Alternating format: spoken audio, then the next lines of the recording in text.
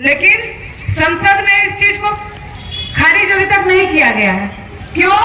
क्योंकि वो लोग वेट कर रहे हैं कि इन लोगों का क्या असर पड़ता है बंद करने का, क्या इस समुदाय के लोग एक होते हैं कि नहीं, सही से सफलता से लोग बंद कर पाते हैं कि नहीं।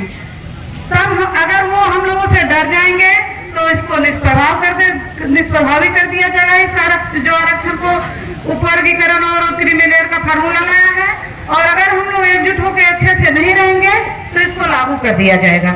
उसी का वेट किया जा रहा है। आज हम लोग का सफलता से ये बंद हुआ है, तो हम लोग आशा करते हैं और आप मीडिया कर्मी के माध्यम से ये बताना चाहेंगे सरकार को कि हम लोग आशा करते हैं कि हम लोग को इससे आगे नहीं बढ़ने का मौका दिया जाए। इस आंदोलन को देखते हुए आप लोग इस आरक्षण पर जो प्रहार कर रहे हैं उसको खत्म कीजिए, उसको बंद कीजिए। हम लोग का मांग है आप लोग से कि ये जो क्रीमी लेयर और उपवर्गीकरण का फार्मूला लाए हैं इसको बंद कीजिए।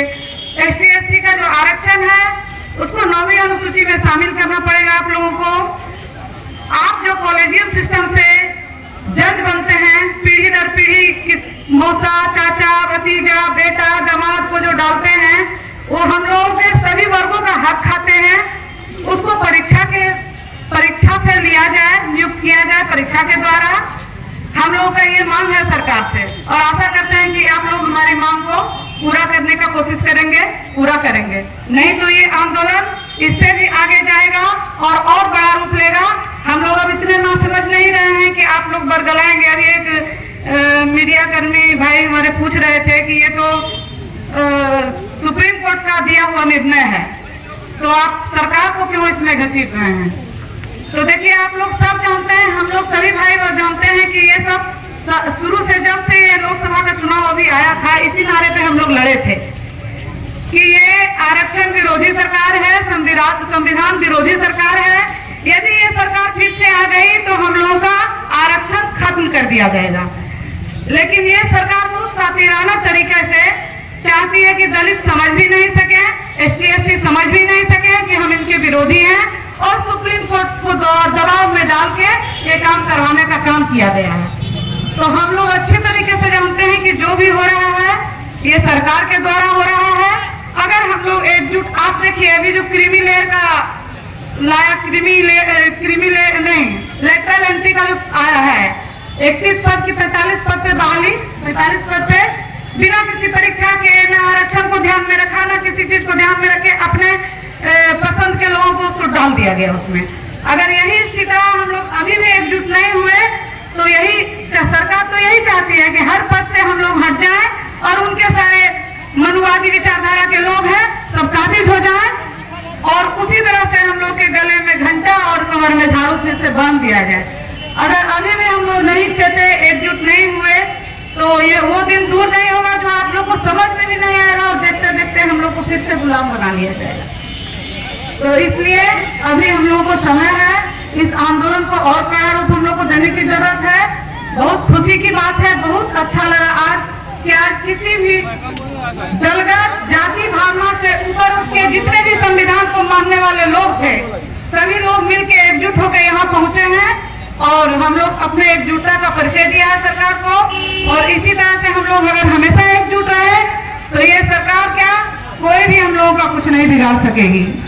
इसलिए आप लोगों से भी मैं रिक्वेस्ट करना चाहूंगी, 4 महीना पहले जो चुनाव हम लोगों ने लड़ा उसमें घूम घूम के सबको समझाने की कोशिश की। देखिए, आरक्षण हम लोग का खतरे में है, आप ऐसे सरकार को चुनिए जो हम लोग को आरक्षण के पक्ष में है, आरक्षण को जो संभाल के चलेंगे, उनके वैसे सरकार को चुनिए। लेकिन बहुत लोग भटक गए जो RSS का मुखौटा लगा के दलित का रूप अपनाए हुए हैं, अपने आप को दलित कहते हैं लेकिन चलते हैं RSS की बात पे। उनकी बातों में बहुत लोग बरगला के आ गए।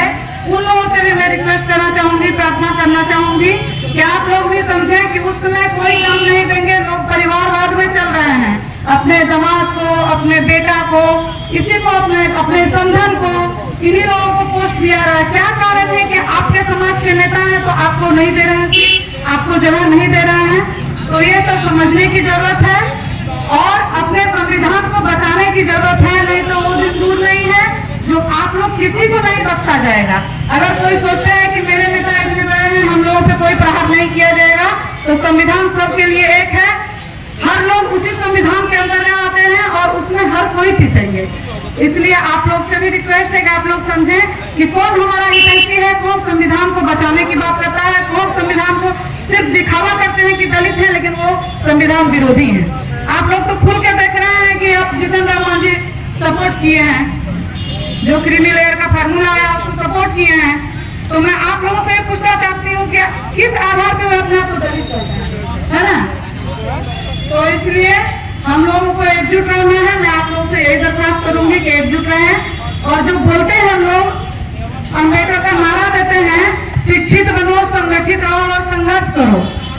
शिक्षा की तो ठीक है बात, जहाँ तक हो रहा है लोग शिक्षित होने की कोशिश कर रहे हैं, लेकिन संगठित तो हम लोग बिल्कुल नहीं है। मुंह से बोल देना और उसको धरातल पर उतारने में बहुत अंतर है। यदि हम लोग इस नारे के साथ चलते हैं कि शिक्षित भी होते हैं, संगठित भी रहते हैं और संघर्ष तो हम लोग को करना ही है, जो हम लोग को दे दिया गया है शुरू से ही, हम लोग को अपने सम्मान की रक्षा के लिए संघर्ष करना ही पड़ेगा। तो आज किसी का मजाक नहीं था कि वो आरक्षण पर इस तरह का प्रतिघात करता है, इस तरह का प्रहार करता है। इसलिए मैं ज्यादा कुछ करते हुए नहीं, आजकल सोशल मीडिया का जमाना है, हर कोई हर चीज जानते ही है।